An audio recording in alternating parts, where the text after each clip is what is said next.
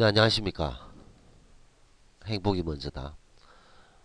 우리가 현대의 생활, 사회에서 살면서 너무나도 힘들 때가 있습니다.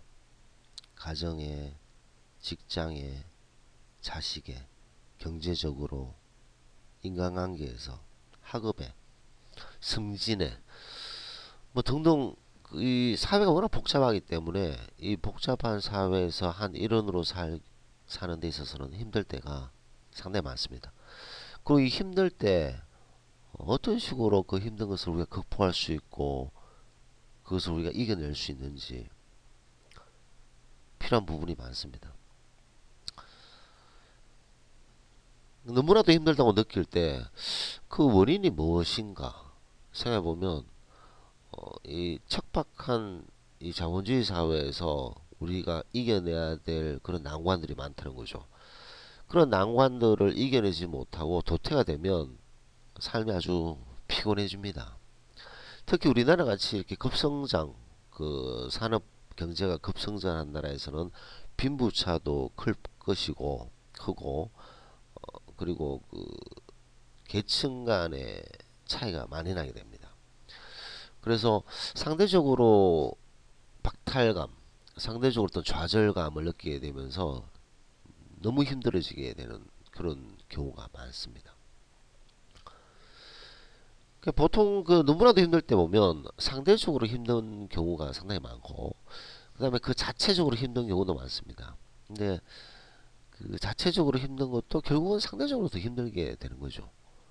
나에게 어떤 나에게 어떤 나쁜 일이나 슬픈 일이 힘든 일이 주어졌을 때 그것도 어떤 하나의 일이죠. 그 하나의 어떤 사건이 되고 힘든 일.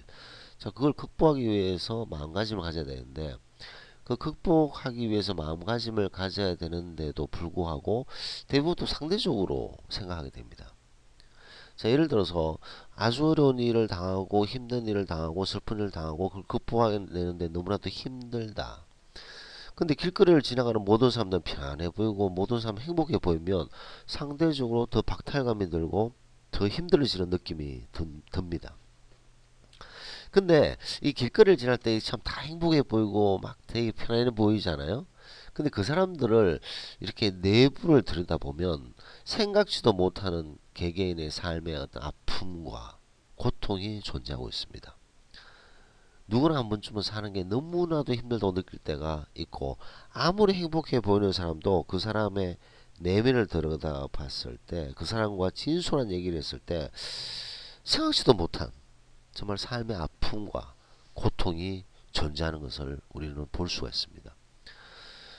저 같은 경우에도 제 주변에 보면 되게 참 행복하고 모든 것을 긍정적으로 본다. 뭐 저도 그렇습니다. 저도 되게 긍정적으로 모든 것을 보고 항상 그 행복을 추구하는 그런 사람. 사람들은 저를 이제 행복 바이러스라고도 하죠.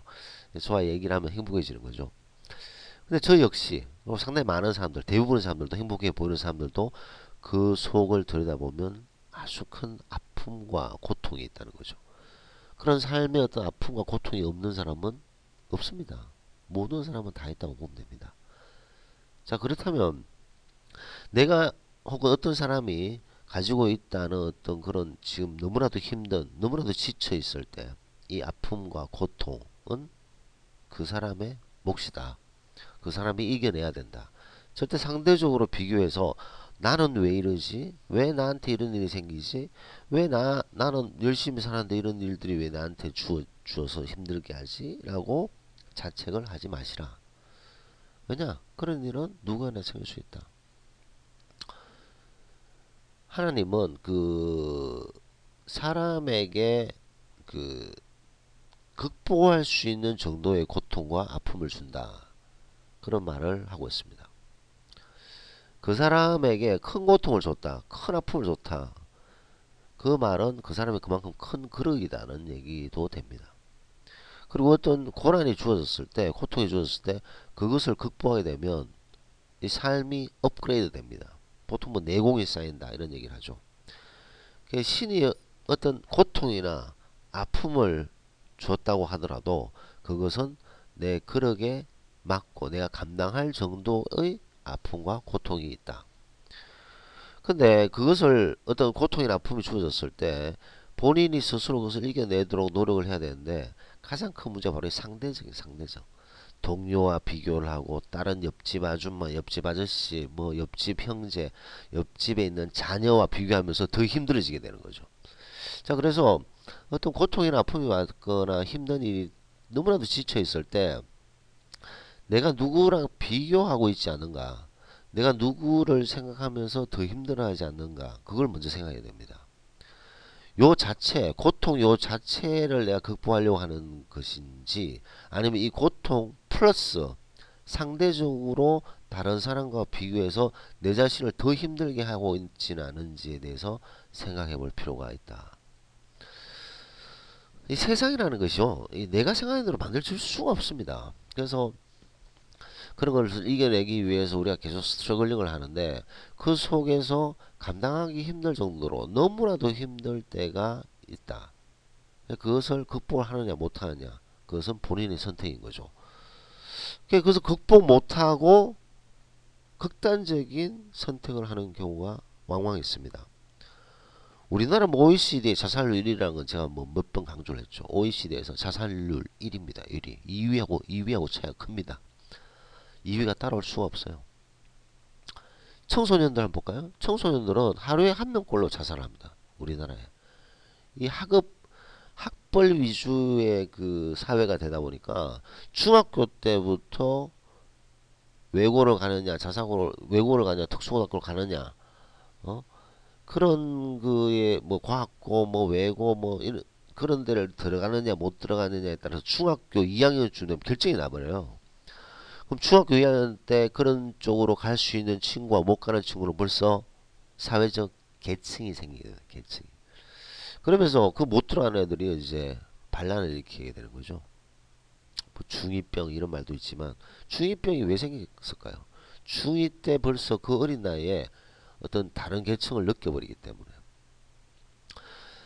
자, 근데 통계청이 좀 전에 말씀드렸듯이 하루에 한 명꼴로 우리나라 청소년들이 자살합니다. 근데 어느 지역이 가장 높을까요? 강남구입니다. 강남구. 돈이 제일 많다는 서울의 강남구의 자살률이 가장 높다. 가장 높다. 자, 그럼 왜 이럴까요? 강남구의 자살률이 가장 높은 이유는 뭘까? 어? 상대적으로 비교하는 경우가 많죠. 강남구 같은 경우에는 부자는 엄청난 부자고 강남구에 살지만 되게 열악한 사람도 있을 것이고 강남구에 부자로 살고 있지만 공부를 아주 잘하는 애가 있고 공부를 못하는 애가 있고 공부를 아주 잘함에도 불구하고 가정이 그래도 행복한 집, 가정이 아주 뭐 맨날 그 싸움을 하는 집, 이게 다 천차만별이라는 거죠. 그래서 뭐 돈이 있다고 해서 행복해지는 것도 아니고 공부를 잘한다고 해서 뭐 행복해지는 것도 아닙니다. 그럼 서울대 들어가는 학생들은 모두 다 뭐 해피하게 살까요? 아닙니다. 서울대도 살살하는 학생들이 있습니다. 세상의 모든 것들은 내가 생각한 대로 팍팍팍 되지 않는다. 그리고 그런 난관이, 고통이, 어려움이 있을 때 그것을 어떻게 극복해내느냐. 그것을 극복해내는 마인드를 가져야 된다.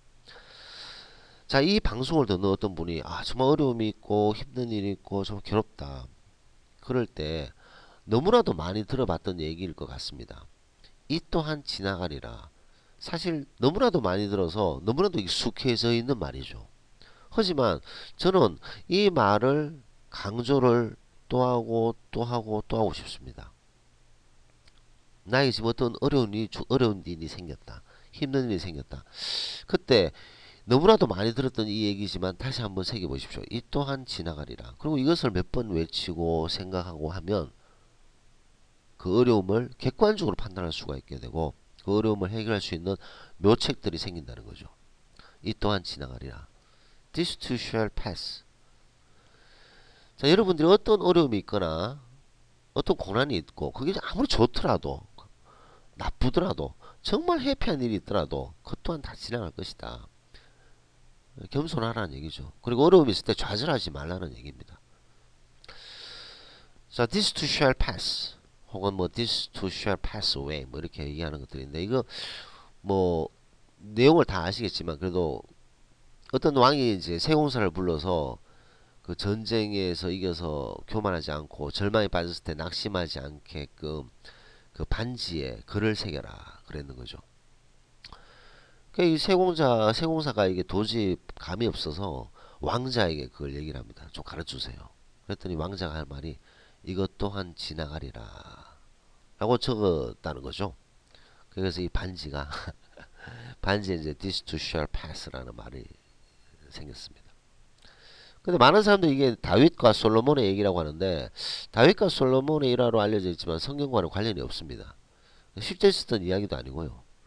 다만 이야기에 극적 효과를 부여하기 위해서 실존 인물의 일화라는 것을 뭐 넣은 것으로 생각되고 사실 이런 케이스는 찾아보면 합니다. 일각에서 뭐 탈무된 이런 이야기가 전혀 없으며 이야기의 시초를 에드워드 피츠제럴드가 1852년에 쓴 폴로니우스의 한 구절이라고 주장하는 것도 있습니다.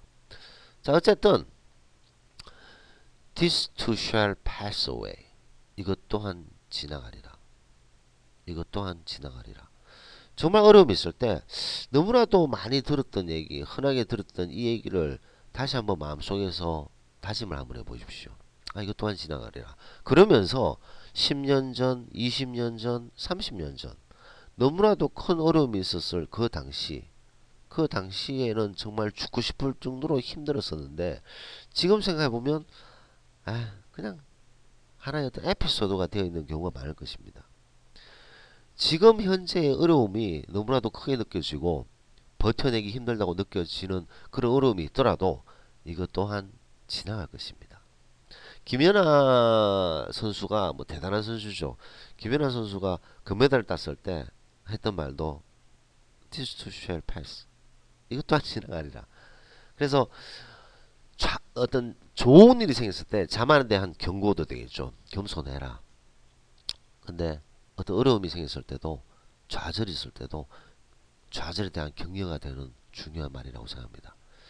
가끔씩 우리가 이렇게 너무나도 쉽게 듣는 얘기들이 큰 힘을 줄 때가 있습니다. 학업에서, 경쟁에서, 어떤 재산에서, 승진에서, 가족에서 어떤 큰 어려움이 있고 힘든 일이 있더라도 한번 외쳐보십시오. 이것 또한 지나가리라. This too shall pass away. 이것 또한 지나가리라. 이것 또한 지나가리라. 옛날의 어려움이 지나갔듯이 이것 또한 지나가리라. 옛날에 너무나도 기뻤던 일이 시간이 지나서 희석되듯이 내가 지금 너무나도 기쁜 좋은 일이 언젠가 또 지나갈 것이다. 그래서 겸손하자. 자만에 대한 경고, 좌절에 대한 격려. 너무나도 지금 힘들다고 느끼실 때 한번 우리가 알고 있는 말을 다시 한번 말씀해 주시기 바랍니다. 이것 또한 지나가리라.